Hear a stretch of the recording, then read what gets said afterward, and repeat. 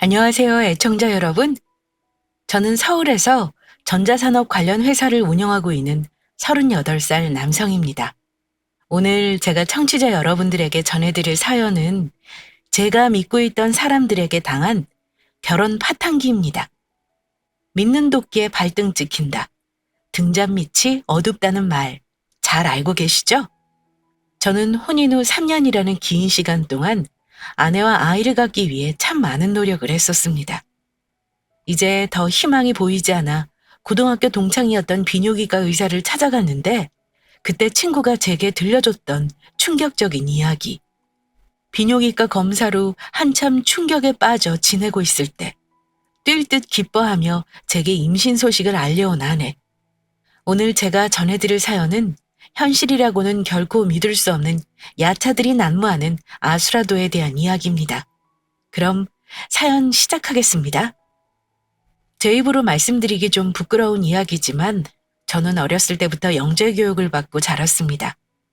초등학교에 입학할 무렵 정신건강의학과에서 실시하는 다면적 인성검사, 웩슬러 검사, 그 밖에 여러 지능검사에서 영재임이 확인된 것이죠.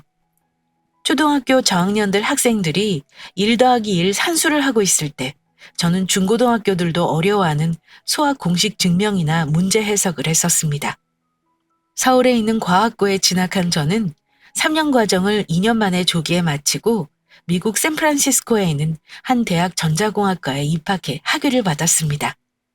부모님께서는 제가 미국 대학에서 석 박사 과정을 마치고 한국으로 돌아와 교수가 되길 희망하셨지만 그보다 저는 제가 갖고 있는 능력을 10분 발휘해 혁신적인 신소재나 신기술을 개발하고 싶어 연구 지원에 아낌없이 자본을 투자하는 한국 최고의 전자회사에 입사하게 됐습니다. 만나는 사람들마다 저를 영재의 수재라고 불렀지만 저는 오랜 시간 그런 칭찬에 익숙했던 탓에 그저 겸손으로 화답하며 지내왔습니다. 그런 이유였던지 처음 만난 사람들이어도 서로 마음을 열고 허물없이 지내는 데는 오랜 시간이 걸리지 않았습니다. 회사에 입사한 지 6년째 되던 해 저는 주임 선임 연구원을 거쳐 책임 연구원이 됐습니다. 아직 회사에 존망이 걸린 놀라운 신소재나 신기술을 개발한 것은 아니었지만 전자공학에서 필연적으로 생길 수밖에 없는 물리적, 소프트웨어적 오류를 혁신적으로 줄이는 프로그램을 개발해 그 공로를 인정받아 다른 연구원보다 배에 가깝도록 빠르게 승진했던 것이죠. 책임 연구원이 됐을 때 만난 게 제 아내입니다. 아내가 일하고 있던 부서로 부서를 옮겼을 때 제 아래 선임 연구원으로 지내던 게 아내였습니다. 아내는 발랄하고 명랑한 사람이었습니다. 좋은 말로 하자면 맹랑한 구석이 있는 사람이었고 좀 속되게 말하자면 여우 같은 구석이 있는 여자였죠. 저는 사람들과 함께 지낼 때는 웃음을 많이 보였지만 혼자 연구에 몰두하거나 혼자 지낼 때는 누군가 말을 걸지 않는 이상 표정 하나 안 바꾸고 무뚝뚝하고 차가운 사람이라 느껴질 정도로 개인적으로 지내던 사람이었습니다. 그래서 그랬던 걸까요? 저는 아내와의 첫 만남에서부터 아내에게 강하게 마음이 끌렸습니다. 아내와 함께 일한 지 2달 정도 지난 어느 날, 저는 아내에게 밖에서 함께 식사하자는 제안을 했습니다. 혹시 차이는 건 아닐까 걱정했지만 다행히 아내는 흔쾌히 제 식사 제안을 수락했습니다. 주중 업무를 모두 마친 금요일, 아내와 저는 광화문에 있는 최고급 고급 라운지에서 함께 식사했습니다. 고급 와인을 곁들여 마시며 말이죠. 서로 어떤 학창시절을 보냈는지, 지금 하고 있는 일이 마음에 드는지 등 저희는 서로 많은 이야기를 나누었습니다. 저는 아내가 그저 사교성 좋고 물질적인 걸 주로 추구하는 보통 사람인 줄 알고 있었습니다. 하지만 저는 그 저녁 식사 자리에서 아내가 작고 소중한 것에도 감사해야 하고 소박한 것을 좋아하는 소탈한 사람이라는 것도 알 수 있었습니다.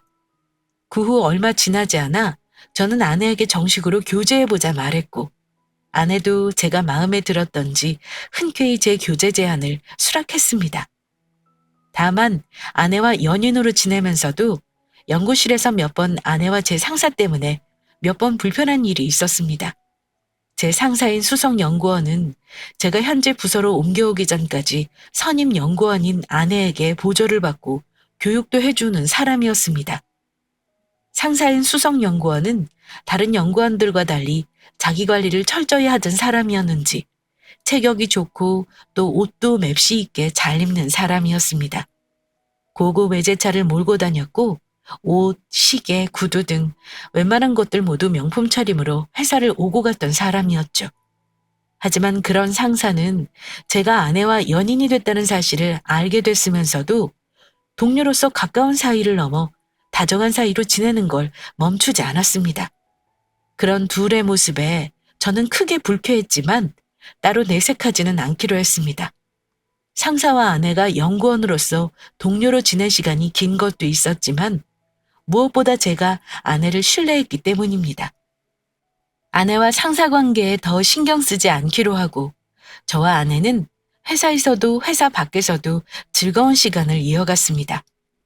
주말이 되면 함께 물 좋고 산 좋은데 바다 여행을 즐겼고 주중에는 회사 마치고 전시회에 가거나 저녁 식사, 술 한잔 마시며 더없이 즐거운 시간을 보냈습니다.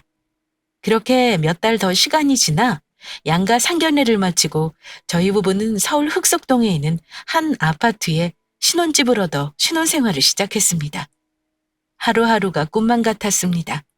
눈만 뜨면 사랑하는 사람이 코 하고 옆에서 자고 있고 거실로 나와 커튼을 열면 아름다운 한강이 한눈에 내려다볼 수 있었습니다.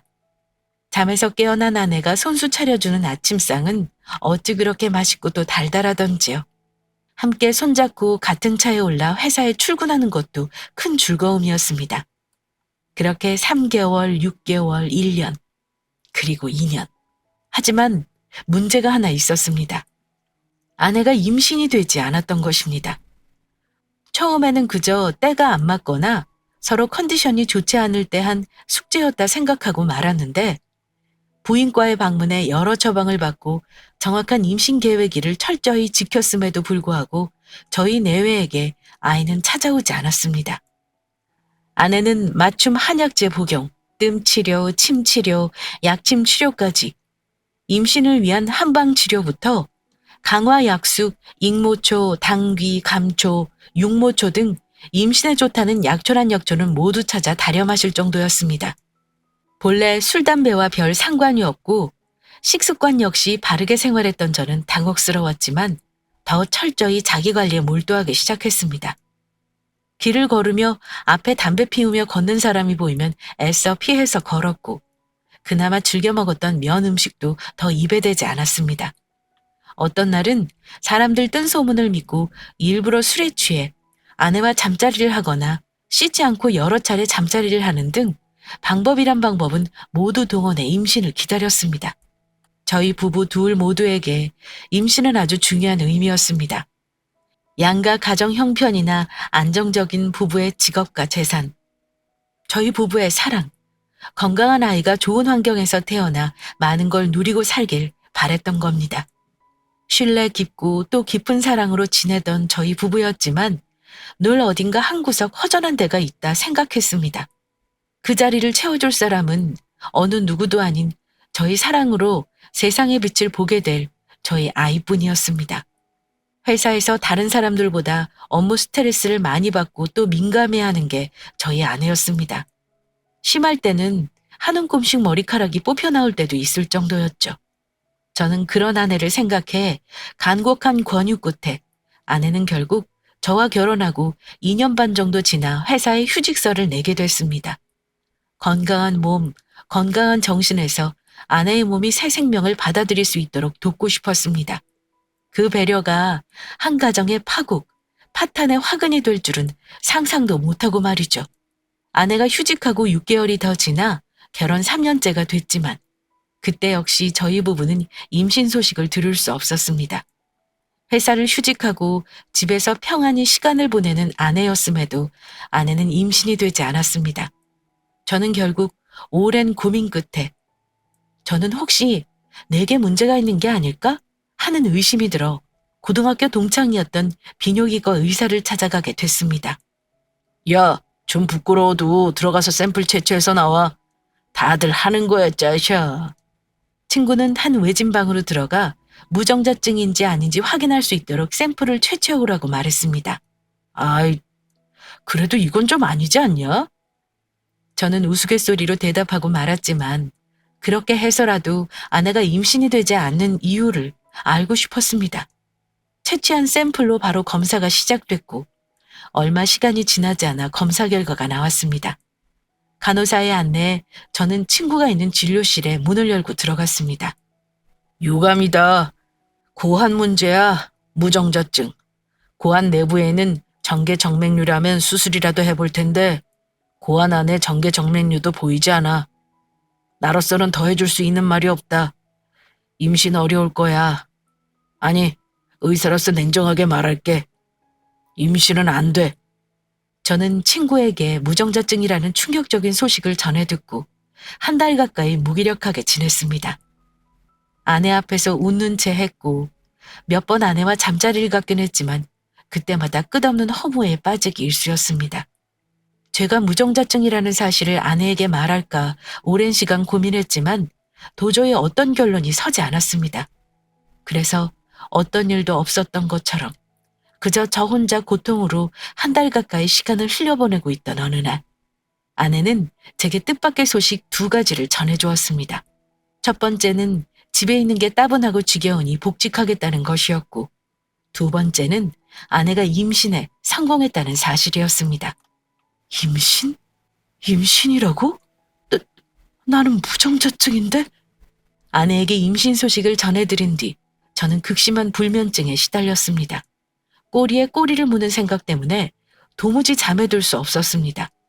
고등학교 동창인 비뇨기과 의사의 오류가 없다는 사실을 알고 있었지만 그래도 혹시나 하며 두 차례 더 다른 두 병원에 방문해 무정자증 검사를 받아봤습니다.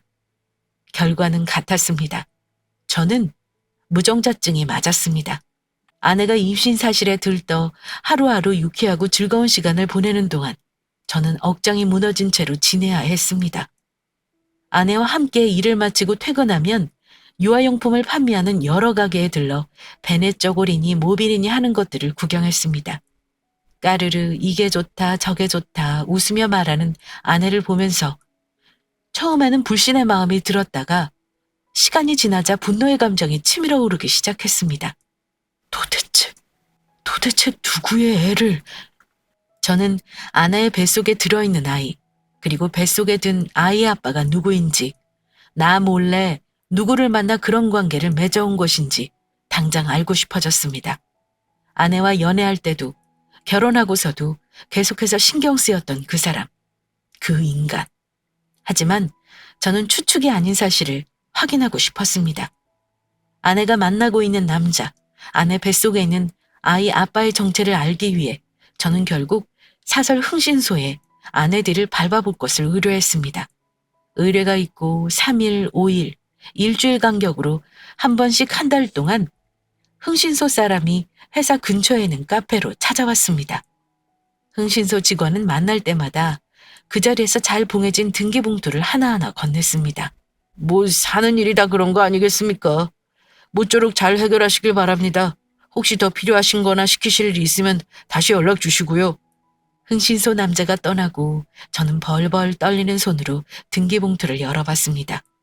등기봉투 안에는 다름 아닌 제 회사 직속 상사 수석 연구원과 아내가 손을 잡고 나란히 길을 걸어가는 사진이 들어있었습니다. 총 10장의 사진이 들어있었는데 한 장 한 장 차례대로 사진을 넘기다 저는 아내가 제 직장 상사의 손을 잡고 한 호텔로 들어가는 사진까지 보게 됐습니다. 또 그 외에 아내가 제 상사와 함께 다정하게 식사하는 모습이 담긴 사진, 편의점에서 산 술과 안주를 비닐봉지에 담아 모텔에 들어가는 모습이 찍힌 사진까지 차마 눈 뜨고 볼 수 없는 사진을 몇 장 더 봐야 했습니다. 또 등기봉투 안에는 10장의 사진 외에 아내가 상사와 식당, 노래방, 모텔, 호텔 등을 함께 드나들며 쓴 계산 영수증이 첨부돼 있었습니다. 그 믿을 수 없는 사진을 보고 불륜, 상간남, 내로남불 여러 말들이 머릿속을 맴돌았지만 제 마음속에는 낱말 하나가 계속해서 생겨나고 있었습니다. 아이, 아내와의 아이, 단 한 번 아내와 임신, 출산 경험이 없었던 저였지만 저는 아내와 낳아보지도 않고 본 적도 없는 저희 아이가 자꾸만 눈에 아른거리는 것 같아 미칠 지경이 됐습니다. 갓 태어난 피부치, 방실방실 웃으며 뒤집기를 시도하는 아이, 걷다 넘어지고 걸음마 떼기 위해 걷는 아이. 처음 저는 임신이 어렵다는 이유를 들어 아내와 이혼할까 생각했었습니다. 그 말도 안 되는 사진을 확인하고 당장이라도 회사에 올라가 상사 멱살을 잡고 아내를 바닥에 내팽개치고 싶었지만 더 더러운 꼴을 겪고 싶지 않아 그럴 수 없었습니다. 하지만 아무리 마음을 다잡고 추스려 보려 해도 불그락 푸르락 심통난 제 마음은 더 진정되지 않았습니다. 가라앉지 않았습니다. 흥신소사람을 카페에서 마지막으로 만나던 날, 저는 더 깊은 우울과 감상에 빠지지 않으려 벌컥벌컥 식탁에 있는 물 한 컵을 단숨에 비워냈습니다. 그러고 저는 아내 상사에게 제가 받은 치욕과 모욕, 수치심을 되돌려줄 방법을 생각해내기 시작했습니다. 눈에는 눈, 이에는 이, 그 년놈들한테 되로 받은 것 말로 돌려주기 위해 여러 가지를 생각해내기 시작했습니다. 저는 먼저 회사에서 퇴사하기로 결정했습니다. 제가 회사에 사직서를 냈을 때 아내는 물론 회사 임원들까지 놀라는 눈치였습니다. 아니, 갑자기 이게 무슨 일이야? 퇴사라니. 회사가 자네에게 못해주고 안 해준 것이 있나? 책임연구원, 그 다음 수석연구원 임원. 몇 년만 더 고생하면 회사 중심이 될 사람이 나 원. 하지만 저는 더 군말 없이 사직서를 낸 날 회사에 있는 제 짐을 정리해 곧장 집으로 돌아왔습니다. 물론 아내와 제 상사인 수석연구원이 땅을 치며 후회하고 고통받을 수 있도록 필요한 자료들을 회사에서 모두 챙겨서 말이죠. 제가 회사에서 나오자 아내의 얼굴이 어두워지기 시작했습니다. 그러고 늘 무슨 심각한 문제라도 겪고 있는 양 좋지 않은 안색으로 지내기 시작했습니다. 자기야, 우리 애까지 임신했는데 무슨 생각으로 회사 그만둔 거야? 내가 이유라도 알아야 할 것 아니야. 이유는 무슨, 회사 다니는 거 지겨워서 그래. 내 사업 한번 해볼까 하고. 아니, 아무리 그래도 너무 갑작스럽잖아.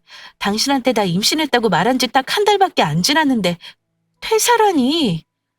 걱정 말고 당신 회사나 잘 다녀. 복직도 했고 임신도 했으니 얼마 안 있으면 또 육아휴직 쓸 수 있겠네. 아내가 제게 임신했다는 소식을 알린 지 딱 2달이 되던 날, 저는 제가 계획했던 일 하나하나를 차례대로 해나갔습니다. 회사에서 나오며 함께 갖고 나온 자료들, 회사 정직원들과 임원들의 이메일, 전화번호로 아내와 제 상사인 수석연구원이 다정하게 길을 걷고 있는 장면이 찍힌 사진을 익명의 발신자로 모두 전송해버린 것입니다. 예상했던 것처럼 그 일이 일으킨 파장은 거대한 것이었습니다. 메일과 전화번호로 사진을 전송한 지 채 20분도 안 돼. 회사에서 가깝게 지내던 사람들에게 무더기로 전화가 쏟아지기 시작한 것입니다. 하지만 저는 사람들의 전화를 받지 않았습니다. 전화를 받지 않자 이번에는 문자 메시지가 한 무더기로 쏟아졌습니다. 도대체 이게 무슨 일이야, 중원아? 회사 지금 난리 났어. 이거 보면 연락 좀 해줘. 중원아, 메시지 보면 답장 좀 줘라. 너 그래서 퇴사한 거였냐? 참. 그날 밤 올상이대 집에 돌아온 아내는 현관문을 열고 들어오자마자 저희가 함께 지내던 안방이 아닌 드레스룸으로 쓰던 작은 방으로 들어갔습니다. 저는 능청스럽게 작은 방 문을 열고 들어가 아내에게 물었습니다. 여보, 기분이 왜 그래? 회사에서 뭐 안 좋은 일 있었어? 아니야. 무슨 일은 그냥 좀 피곤해서. 아내는 당연히 모르고 있었습니다. 오늘 아내가 겪은 일이 불행의 시작이라는 걸 말입니다. 아니, 파국의 시작이었다는 것을 말이죠. 그 일이 있고부터 아내는 가시를 세운 고슴도치처럼 제게 과민하게 굴었습니다. 사소하고 자잘한 일로 제게 화를 내는 건 물론 아예 가정생활에 관심 없는 사람처럼 설거지조차 한 번 하지 않았습니다. 또 며칠 아내는 밤이면 작은 방에서 혼자 꺼이꺼이 울거나 오열하고 통곡하듯 울기도 했습니다. 그런 아내가 안쓰럽거나 가엾게 느껴지지 않았습니다. 제가 아내에게 마음속으로 해줄 수 있던 말은 뿌린 대로 거둔다. 그 말뿐이었습니다. 그 사건이 있고 10일이 더 지난 날, 저는 다시 익명의 발신자로 이번에는 아내와 제 상사수석 연구원이 고급 레스토랑에서 함께 얼굴을 맞대고 다정하게 식사하는 모습이 찍힌 사진을 회사 사람들 이메일과 전화번호로 전송했습니다. 그날 역시 제 핸드폰으로 회사 사람들의 전화가 빗발쳤고 메시지가 한 무더기 쏟아졌습니다. 하지만 저는 어떤 누구의 전화도 받지 않았고 메시지로 대답하지 않았습니다. 그 두 번째 사건이 있던 날 밤, 저의 집에 돌아온 사람은 아내만이 아니었습니다. 현관문을 열고 들어온 아내 옆에 제 상사가 서 있던 겁니다. 저는 그 둘을 보고 능청스럽게 말했습니다. 선배. 선배가 여기는 웬일이세요? 중원아. 할 말이 좀 있어서 왔어. 네, 그러세요. 일단 안으로 들어오시죠. 거실 소파에 아내, 상사, 각자 가방을 내려놓은 둘은 제가 앉아있는 주방 식탁으로 걸어왔습니다. 그러고는 앞에 저를 두고 둘이 나란히 같은 자리에 앉았습니다. 그 모습에 걷잡을 수 없는 부하가 치밀었지만 저는 내색할 수 없었습니다. 둘 다 표정이 왜 그래요? 둘이 회사에서 무슨 사고라도 쳤어? 아니, 중원아, 그게 아니고 너도 알고 있지? 네?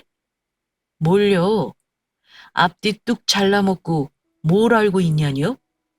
여보, 우리가 잘못했어. 제발, 제발. 이 사람도 나도 처음부터 그럴 생각은 아니었다고. 당신 우리 부서 오기 전부터 나랑 이 사람이랑 가깝게 지내고 있었던 거 알지? 당신이랑 결혼하고 나서부터는 회사에서 서로 아른 체만 하고 지내기로 했었는데 잘 안 됐고 휴직하고 집에서 시간 보내는 게 너무 지루하고 따분했어. 그래서 이 사람이랑 몇 번 연락한다는 게. 아내의 말이 끝나자 둘의 낯빛이 더 어두워지고 있었습니다. 연락한다는 게? 아닌 밤중에 홍두깨라고 도대체 지금 둘이 무슨 말을 하고 있는 거야? 중원아, 다 알아. 나랑 네 아내 불륜관계인 거 네가 회사 사람들한테 다 알렸잖아. 그만두라고 말하려고 왔어. 정말 우리가 잘못했지만 산 사람은 살아야 되잖아. 말하기 못하지만 네 아내 몸에 애도 들었고 네 아내도 그리고 나도 앞으로 계속 먹고 살 궁리는 해야 되고. 산 사람은 살아야 된다고? 그럼 나는 네 두 년놈들 때문에 살아있어도 살아있는 게 아닌 나는 어쩔 건데? 니네가 인간이야? 선배라는 인간이, 아내라는 인간이, 저희 둘 사이에 무덤 하나 파서 산채로 묻어놓고는 산 사람은 살아야 된다고 이 개자식아? 저는 상사의 말을 듣고 악에 받쳐 소리를 내질렀습니다. 그러자 제 아내는 두 손으로 귀를 틀어막는 신용을 했죠. 야, 김종원. 그래, 인정한다고. 네 말 모두 인정하고 받아들인다고. 그래서 말하잖아. 어떤 처벌이든 받을 테니까 나도 네 아내도 회사만큼은 다닐 수 있게 해달라고. 네가 한 번만 더 사람들한테 이상한 메시지랑 사진 보내서 우리 회사 잘리게 하면 그때 나도 정말 못 참아. 우리? 너 지금 우리라고 했냐? 참 재밌다. 야, 강수정. 넌 좋겠다. 남편이 둘이라서. 못 참으면 어떡할 건데? 왜? 칼 도끼라도 들고 쫓아오게? 이보세요, 정 선배. 나 그렇게 허접한 인간 아니야. 회사 사람들 이메일 전화번호로 발송하는 익명 메시지, 그가 누가 한 건지 네가 찾을 수 있을 것 같아? 그거 찾는데 미국 수사기관이라도 몇 달은 걸릴걸? 해외 IP의 유령 도메인인 이메일을 어느 누가 찾을 수 있을 것 같냐? 처음 사진 보내고 두 번째 사진 보낸 오늘 20일이 됐네. 10일만 더 회사에서 기다리고 있어봐. 사람이 마음에 한을 품으면 어떻게 되는지 내가 너희들한테 똑똑히 보여줄 테니까. 제 이야기가 끝나자 둘은 일어나 거실 소파에 둔 가방을 챙겨 현관문을 나섰습니다. 집을 나서며 아내가 말했습니다. 중원 씨 미안. 앞으로 한 집에서 더 얼굴 보고 지낼 수 없잖아. 며칠 있다 짐 챙기러 올게. 미안. 무릎을 꿇고 싹싹 빌어도 시원찮을 판국에 아내는 너무도 태연했습니다. 상사놈이랑 앞으로 어떻게 하겠다는 대비를 모두 해둔 것인지 아주 태연자약하게 굴었습니다. 아내는 잘 모르고 있었습니다. 제가 답, 참, 진실값을 내는데 얼마나 철두철미한 인간인지 말이죠. 집에서 시간 보내는 게 지루하고 따분해서 그랬다 말하는 아내의 말을 놓치지 않았습니다. 아니나 다를까 관리사무소에 찾아가 지하주차장, 저희 아파트 현관, 그 근처 일대에서 제 아내와 상사가 수어 차례 CCTV에 찍혀 있었습니다. 저는 둘이 함께 있는 장면이 녹화된 CCTV를 앞으로 있을 재판에 쓰기 위해 증거로 확보해 두었습니다. 두 번째 사건이 터지고 저는 뜻밖의 이메일 한 통을 받게 됐습니다. 인사과에서 저희 연구분과 별도 인사 행정을 담당하고 있던 장 부장에게서 온 메일이었습니다. 메일에는 어떤 다른 말 없이 장 부장과 제가 만날 장소, 일자, 시간만 적혀 있었습니다. 장 부장과 만나기로 약속한 날이 돼 고속터미널역에서 그를 만날 수 있었습니다. 간단히 인사를 마친 장 부장과 저는 근처 카페로 자리를 옮겼습니다. 전에 몰라보게 얼굴이 변했네. 예전에는 과학자처럼 진중한 구석이 얼굴에 묻어났었는데 지금은 살기뿐이군. 무슨 말씀이 하고 싶으셔서 만나자고 한 겁니까? 저는 이제 그 회사 사람도 아닙니다. 그래서 장 부장님 터치 받을 이유도 없고요. 장 부장은 커피잔을 들어 한 모금 마시고는 말을 이었습니다. 이제 두 번째지? 10일 간격으로 2번. 이게 다 누구 계획이었겠나? 자네밖에 더 있겠어. 단도직입적으로 말하겠네.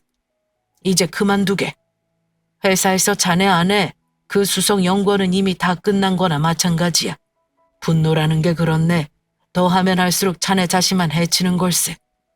다 끝난 거나 마찬가지라고요? 정말 그렇게 생각하십니까? 그 인간들이 어떤 인간들인지 모르셔서 하시는 말씀입니다. 제게 그 짓거리 저질러 놓고도 안면 몰수하고 얼굴에 철판 깔고 자기들 밥그릇 챙기겠다 회사 다니고 있는 인간들이 그 인간들입니다. 내가 말하지 않나. 회사에서는 이미 그 둘 자리 공석되면 바로 일해줄 사람 찾고 있는 중이라고. 얼마 못 가 제발로 걸어나갈 사람들이야.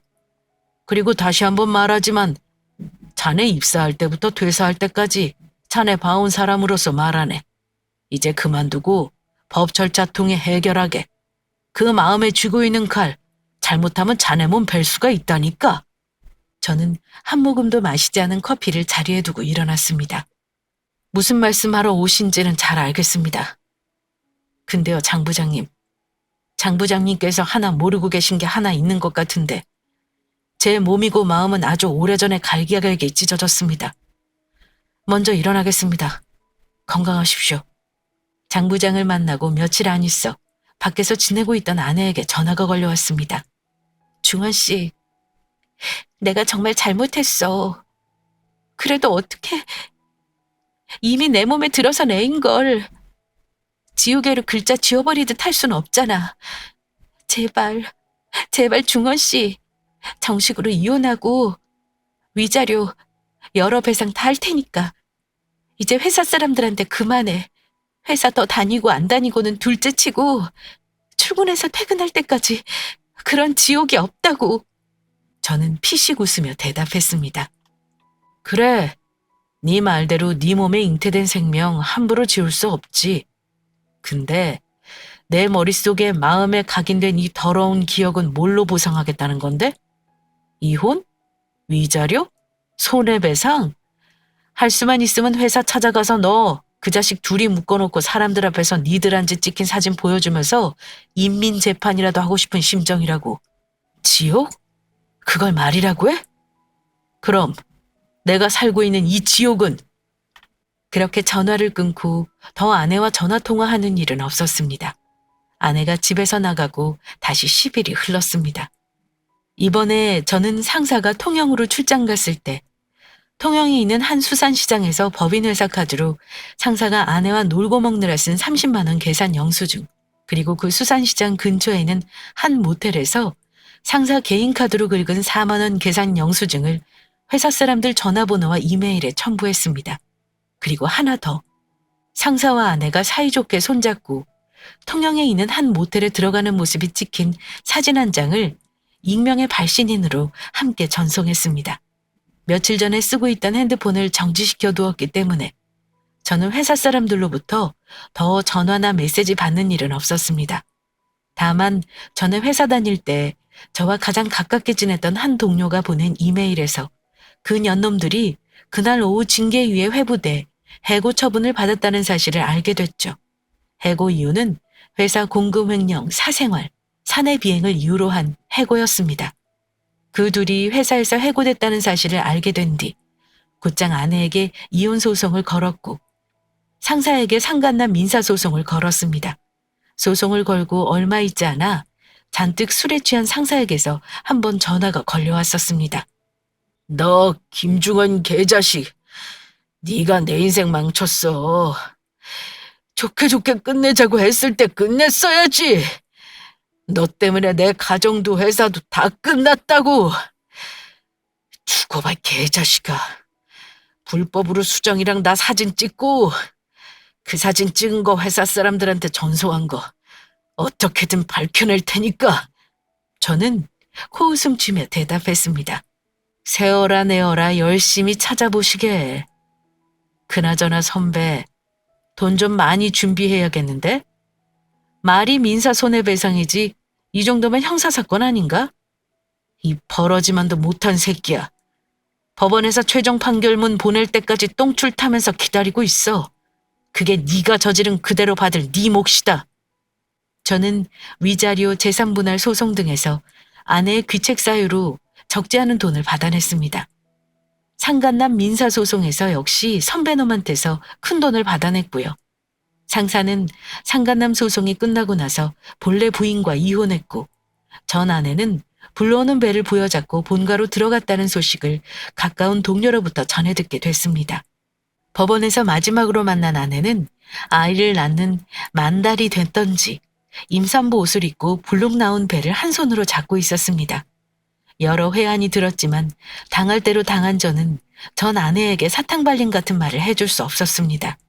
그래도 다행이네. 애아빠가 누군지는 알게 돼서. 잘 낳아 잘 키우고 살아라. 그리고 명심해. 사람 마음에 죄 짓는 거 그거 반드시 되돌려받는다. 아내도 상사도 둘은 말 그대로 학계에서도 퇴출되고 말았습니다. 전자공학 계열 회사뿐 아니라 전자 컴퓨터 공학 계열, 심지어 문과 계열까지 학계라 말할 수 있는 그와 관련 있는 회사에는 앞으로 어떤 경우에도 둘은 입사할 수 없게 됐습니다. 횡령, 사생활, 사내 비행의 이유로 해고당한 둘을 받아줄 회사는 어디에도 없을 터였고 굳이 그 둘이 돈을 벌기 위해 일을 해야 한다면 학계와 아무 관련 없는 일들 뿐이었죠. 그렇게 아내 상간남과 소송을 마치고 일상으로 돌아온 저는 계획하고 있던 회사를 설립하기 전에 혼자 며칠 강원도로 바다를 보러 여행을 떠났습니다. 여행 첫날 탁 트이는 바다를 끼고 차를 몰고 있는데 갑자기 울컥하더니 쉴 새 없이 눈물이 흘러내리기 시작했습니다. 급기야 저는 차를 갓길에 세워두고 어린애가 엉엉 울듯하며 오랜 시간 눈물을 흘려야 했습니다. 영원할 줄 알았던 사랑이 유리 깨지듯 산산조각 난 것, 영원할 줄 알았던 마음이 복수심으로 끝난 것, 그 사실을 견딜 수 없어 차를 세워두고 오래 울어야만 했습니다. 그 일이 있고 2년 동안 저는 제가 설립한 회사 일 이외에는 어떤 것에도 관심을 주지 않고 지냈습니다. 한번 이혼의 아픔이 있던 저를 위해 저의 부모님, 친척들은 물론이고 친구들까지 제게 많은 소개팅이나 선자리를 주선해줬지만 저는 어떤 권유에도 응하지 않았습니다. 회사가 성장하는 일, 회사 사람들이 만족해하며 회사에 다닐 수 있도록 돕는 일, 제 머릿속에는 그 생각들 뿐이었죠. 누구보다 마음씨 좋은 여자다. 너처럼 한번 이혼의 상처가 있는 여자라서 네 마음 누구보다 더 잘할 거다. 요즘 그런 여자 없다. 내가 몰래 물어봤는데 애는 안 가져도 된다더라. 무수히 많은 말들이 들려왔지만 그 말들은 모두 제 귓가를 맴돌다 흘러갈 뿐이었습니다. 그렇게 무심히 세월만 흘려보내고 있던 중에 저는 우연히 서울에 있는 한 초등학교 요청으로 저희 회사 직원들을 대동하고 주마다 한 번 한 달 동안 초등학교에서 과학교실을 열게 됐습니다. 저희 회사는 전자공학 산업 스타트업 우수기업이었습니다. 그래서 그랬던지 여러 초등학교, 중고등학교에서 과학교실이나 강연을 요청해오는 경우가 많은 때였습니다.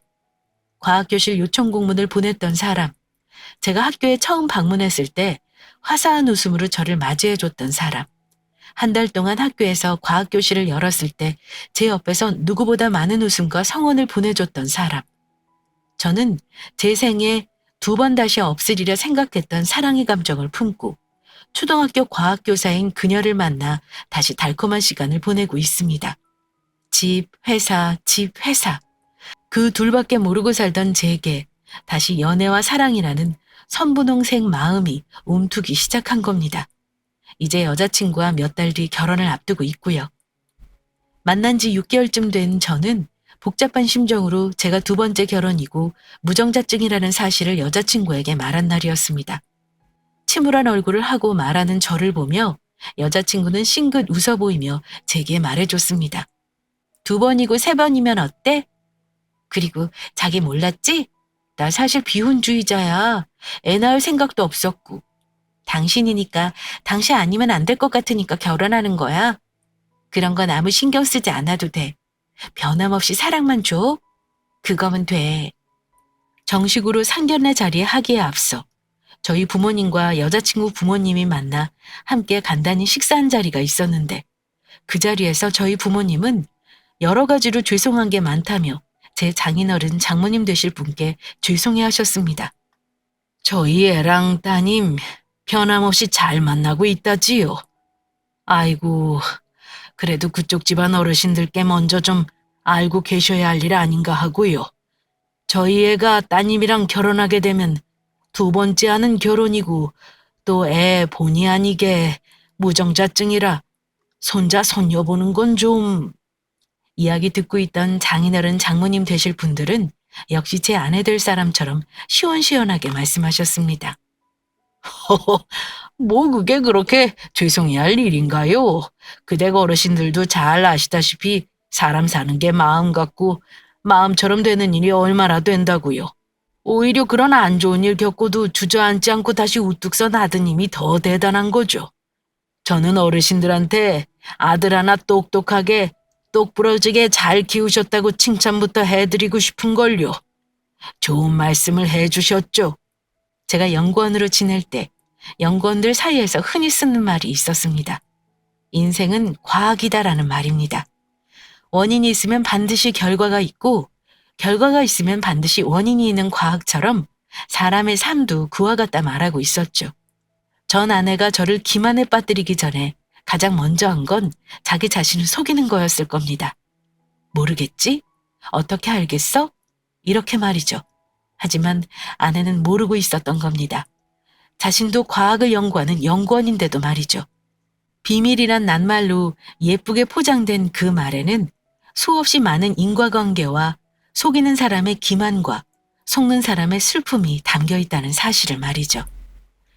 긴 사연 들어주신 청취자분들에게 감사하다는 말 전합니다. 함께하고 계신 사랑하는 분들과 늘 안녕하시고 행복하시길 기원하며 이만 사연 마치겠습니다. 감사합니다.